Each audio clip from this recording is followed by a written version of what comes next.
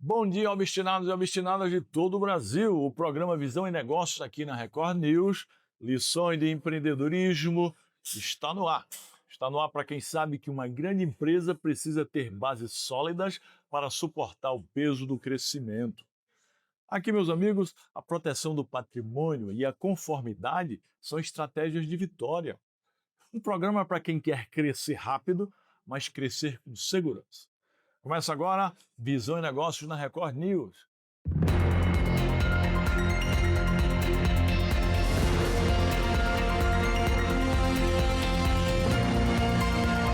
Visão e Negócios, lições de empreendedorismo, com Janguier Diniz.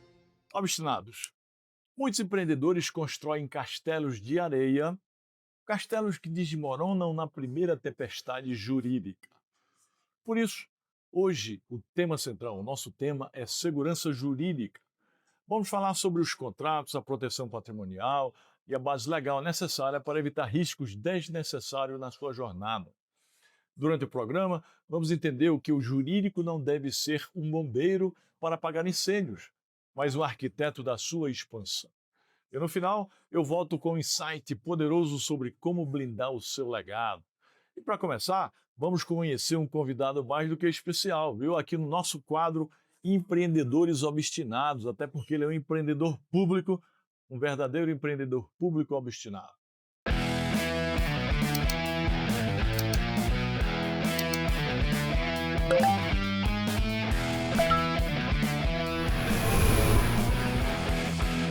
Oferecimento JD Business Academy, a escola de negócios criada por Janguier Diniz, onde quem tem visão aprende a executar. Menos choro, mais obstinação. Seja obstinado que dá.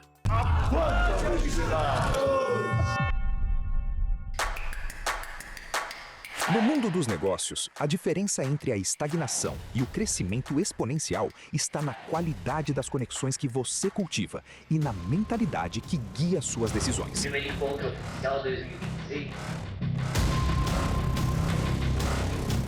Que a riqueza é muito mais fácil quando ela é criada na criatividade, inovação e não na competitividade. Então a gente tem que procurar ter negócios escaláveis, não apenas ou meramente escalonados.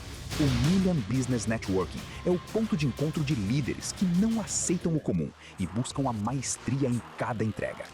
O programa Visão e Negócios acompanhou o primeiro encontro oficial 2026 do MBN e vamos trazer nos próximos dias entrevistas exclusivas feitas no estúdio montado no evento.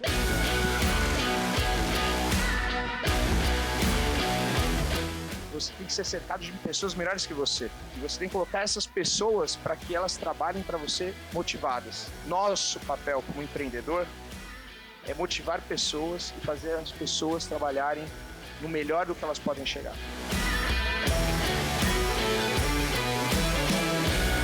O que vale o que você faz? Você tem que criar a solução para você. Você tem que perguntar feedback. Tudo é feedback. Eu pedi o feedback de vocês agora.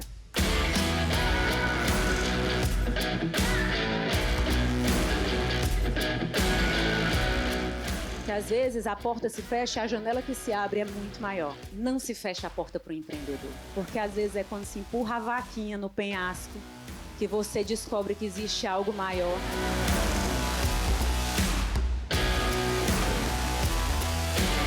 Se você trabalhar com gente grande, quando você perde um cliente grande, as estruturas da tua empresa podem se arrebentar. Eu tenho medo, não de concorrente, eu tenho medo de concorrente competente. Porque o gerente, ele ouve a reclamação.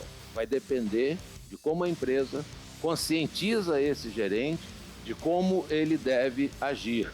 E a empresa por si só. Com exceção da indústria, comércio e serviço vai ter um forte aumento de carga tributária. E aí, você vai ficar de braço cruzado esperando chegar 2027 para ver o que você vai fazer ou você vai agir agora? A hora de agir tem que ser agora. Algo que os outros já estão fazendo, dependendo como a gente fazer, pode ter uma vantagem assim, incrível. Tem uma visão, foi determinação e tem muita execução, tá?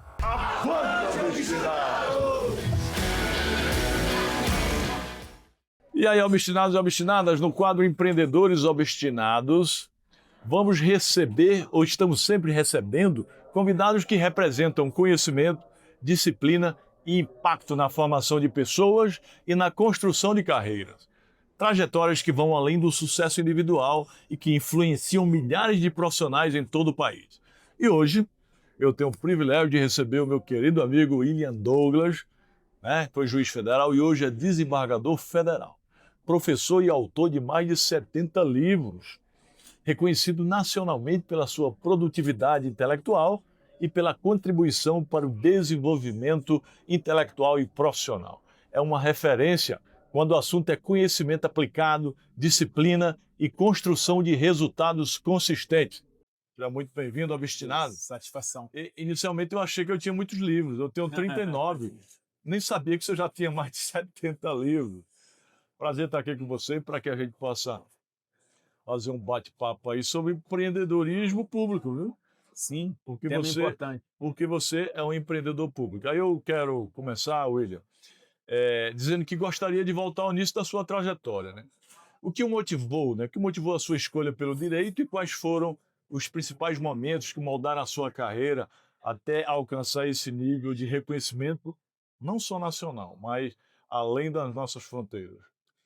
Bem, é interessante estar do lado de alguém que também é um grande autor, prolífico, e alguém que também tem uma história pública muito bem feita e que você encerrou, e hoje tanto resultado, tanta produção na área empresarial, porque é o que sustenta o país. O que sustenta o país não é o governo, não é o judiciário, nem o legislativo, nem o judiciário. O máximo que a gente consegue no governo é não atrapalhar. Se a gente não atrapalhar, está muito bom, e isso não tem acontecido. Bem, eu sempre gostei muito de debate, de filme, de julgamento. Então, o gosto pelo direito, pela polêmica, pela discussão, acho que é desde criancinha, né? E o que me motivava, em alguns momentos, foi consertar o mundo, fazer diferença, ajudar as pessoas. Em outros momentos, foi conseguir comprar meu carro, foi conseguir... Eu me lembro que a gente ia para o restaurante, o único restaurante que eu podia ir era a pizzaria, que é o mais barato, e mesmo assim a pizza tinha que ser aquela de mussarela.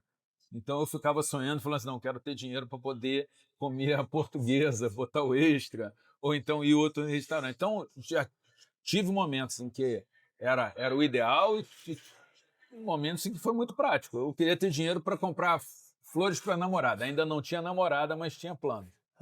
Você está falando sobre motivação, né? A sua motivação, mas eu me lembro que num dos livros seu que eu estava lendo, quando você fala de motivação, inclusive eu citei num livro que eu escrevi, que quando você estava estudando no concurso para juiz, né, para juiz federal, você ficava desanimado, como isso é normal para todo mundo, né? Aquela pilha de livros, noites e noites de estudo, aí a motivação acabava e você metia a mão no bolso assim, aí puxava o contra-cheque de juiz federal, aí voltava a estudar, né? Foi a solução, o sistema, e eu sempre falo, a pessoa precisa criar sistemas de motivação e remotivação. Motivação não, motivou uma vez e depois esquece. Isso funciona não só para o concurso, não só no serviço público, mas também na iniciativa privada, você sabe disso. E fala muito disso, né? O que é uma pessoa obstinada? A pessoa obstinada é uma pessoa determinada, compromissada, disciplinada, né? É uma pessoa focada, sonhadora, mas não só sonhadora, realizadora, que procura utilizar a criatividade, a inovação, não pode se acomodar. Ou seja, todos esses adjetivos é que consagram a obstinação. Obstinação acho que é o ápice da definição de um cara altamente dedicado. A soma disso tudo. A soma de tudo isso. O contra-cheque, ou alguns falam olerite, ele funcionava porque eu olhava ali, eu falava, eu quero meu nome aqui, eu quero essa grana no final do mês. E era a forma que eu encontrei. E foi interessante que uma vez, lá no Nordeste, fazendo palestra, um rapaz me mostra uma foto tirada de uma folha de revista, onde tinha uma moto muito bonita, e ele me mostrou, professor, minha motivação é isso aqui, eu deixo lá pregado, quando eu passar no concurso eu vou comprar uma moto dessa para mim. Passa um tempo, chego para fazer a palestra na mesma cidade, chega o sujeito e fala, professor, o senhor lembra de mim? Não lembrava, mas quando ele mostrou a folha de revista lá, eu lembrei, né? Um sistema de memorização visual, eu lembro, e ele falou, e aí, passou? Ele, passei, professor. Aí eu, e aí, comprou a moto? Ele, não, professor, eu preferia dar entrada na minha casa própria, mas eu estou estudando para fazer um novo concurso para comprar essa moto aqui. Eu falei, rapaz, você está enganando a moto, rapaz. Você tá adiantando. Mas veja, ele conseguiu criar um sistema de motivação. Eu conheço gente que estuda para poder casar, eu conheço gente que está estudando, mulheres que estão estudando para poder separar sem depender de pensão.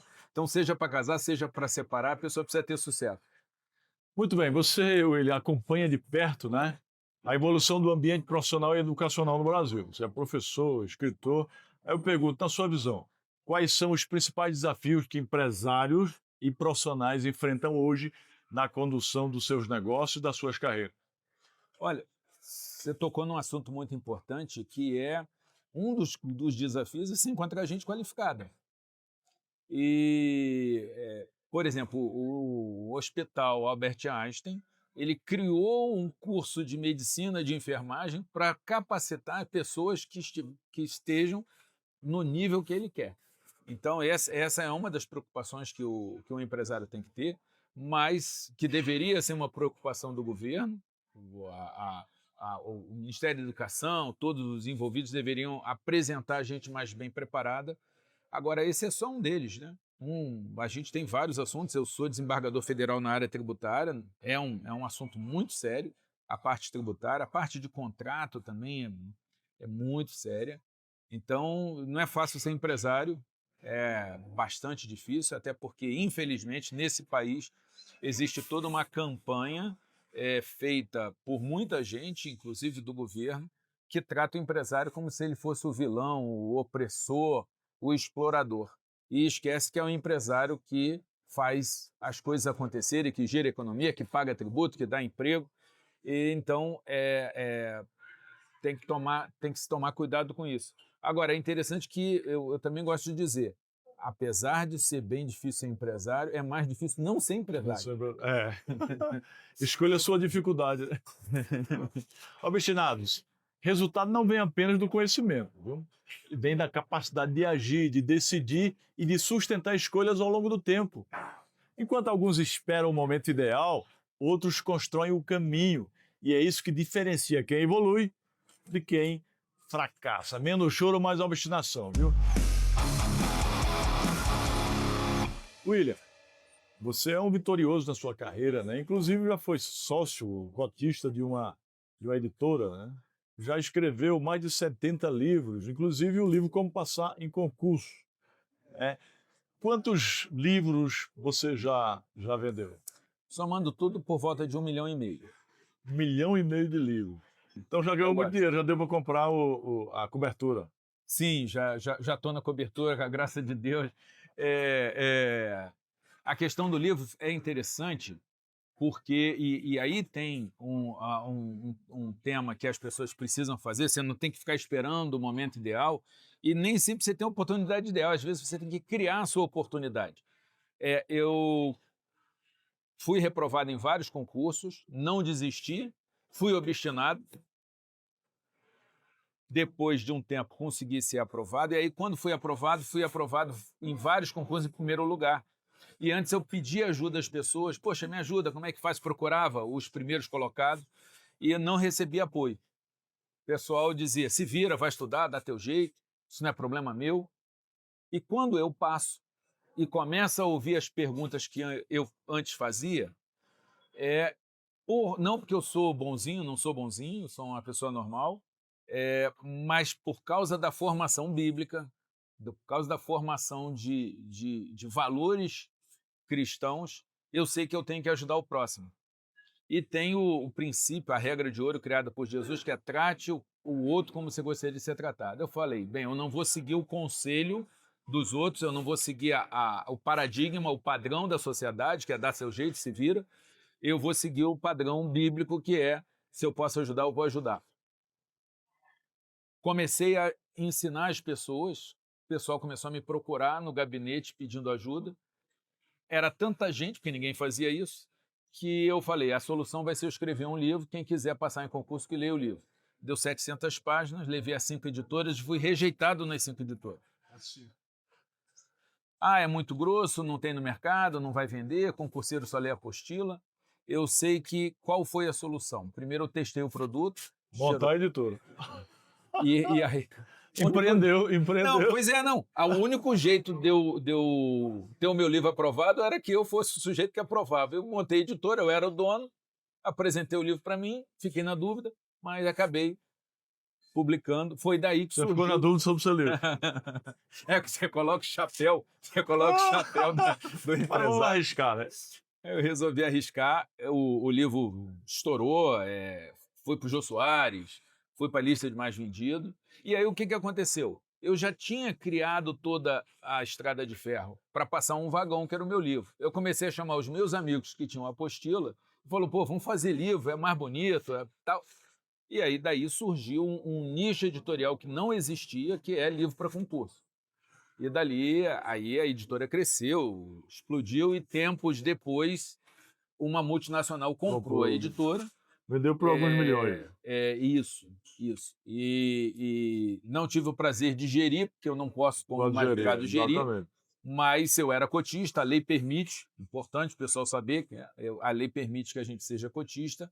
Então, foi aí que veio a cobertura. Exatamente. Eu conheço a história perfeitamente. Não perca amanhã a segunda parte da entrevista com o desembargador federal do TRF2 do Rio de Janeiro, William Douglas. E depois do intervalo, o programa Visão e Negócios continua. O que você faz? Você tem que criar a solução para você. Você tem que perguntar feedback. Tudo é feedback. Eu pedi o feedback de vocês agora.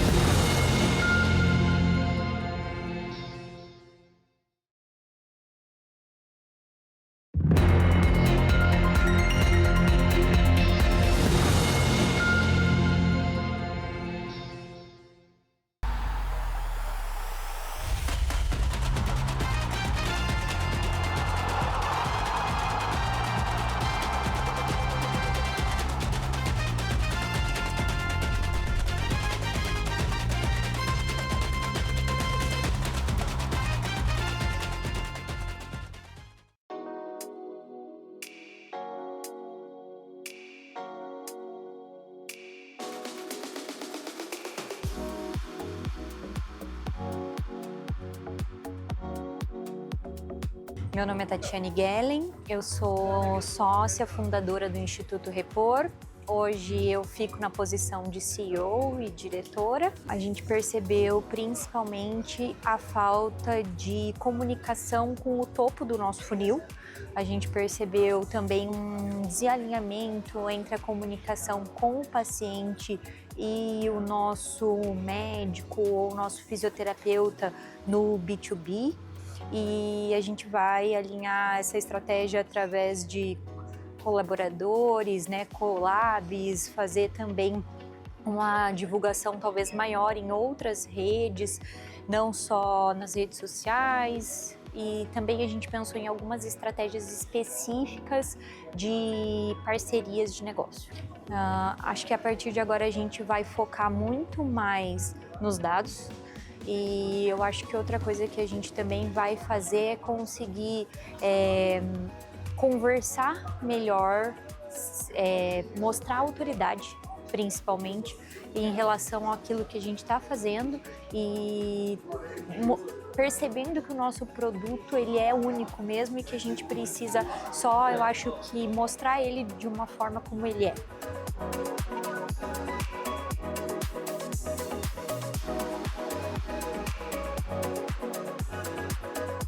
Meu nome é Everson Lobão, eu sou CEO da Cast Cenografia. Para quem não conhece, a cenografia ela nada mais é que ela faz o tema de um evento, né? Ela personaliza um evento.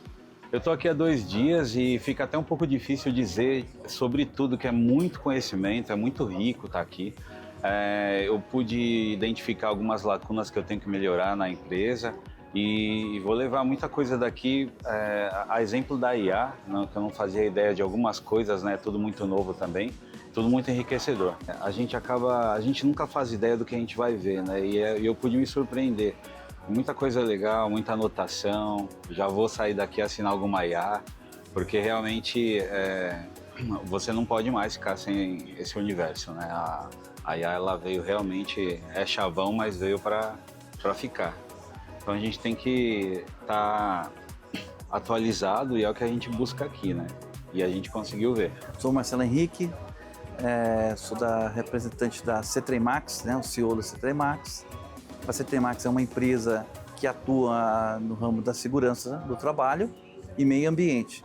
Nós não tínhamos um marketing atuante, a gente estava principiante, vamos dizer assim.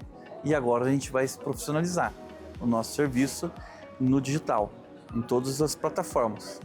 Antes a gente estava só no Instagram e Facebook, o site, inclusive o site tiramos até do ar para que a gente modelasse ele com um perfil mais robusto e mais dinâmico, tanto crescer no orgânico quanto nesses que é patrocinado.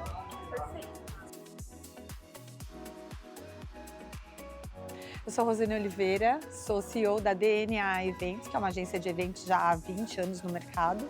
A gente trabalha aí com o mercado imobiliário, corporativo, feiras, ações de incentivo. E a importância, eu vejo assim, que a gente está dentro do MBN traz um ganho muito grande, porque afinal de contas a gente tem a oportunidade a cada mês, né, de vir para cá, trazer a equipe, que isso é um diferencial enorme, porque não só somos nós para aprender, mas a gente traz a equipe para aprender também, para que possa te dar um braço para colocar tudo isso em prática. Cada mês é um tema, isso é super importante, porque a gente discorre aí em vários assuntos que para o empreendedor, para o empresário faz todo sentido para colocar a casa em ordem, né? E eu, como tenho 4 anos, basicamente, de MBN, de mentoria, eu falo o quão importante é. Porque você vê, ontem nós tivemos o Rico, que falou aí da parte de marketing e foi, assim, incrível. Apesar de eu ter participado de outras imersões, foi assim um conteúdo realmente muito relevante. Falar sobre propósito, sobre posicionamento, que também é super importante. Eu sempre digo assim, né, que não é para o empresário, é para a vida. Então isso faz toda a diferença. E eu acho que é sobre isso, é sobre estar, é sobre participar e aprender. E a gente fazendo todos esses pontos, com certeza a gente consegue levar a nossa empresa muito mais longe.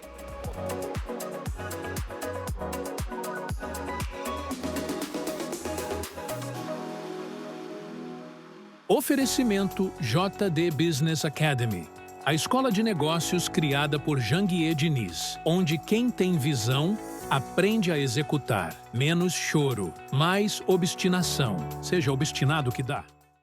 Obstinados. Um rato avisou que havia uma ratoeira na fazenda. A galinha e o porco disseram: o problema não é nosso.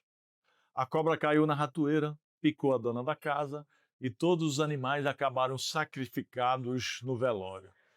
Lição, viu? Um problema no setor vizinho também é problema seu, seja o estado que dá. E aí, obstinados, como eu disse no início do programa, agora vamos aprofundar o nosso tema segurança jurídica. O amadorismo jurídico é o caminho mais curto para o prejuízo.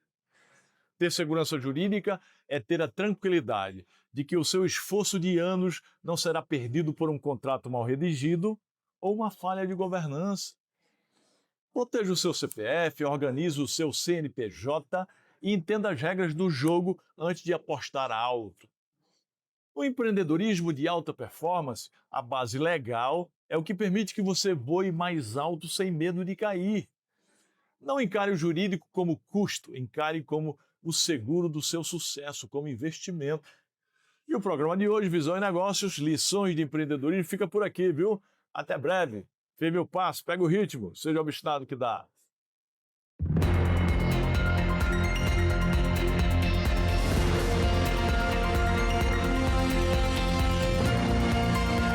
Visão e Negócios, lições de empreendedorismo.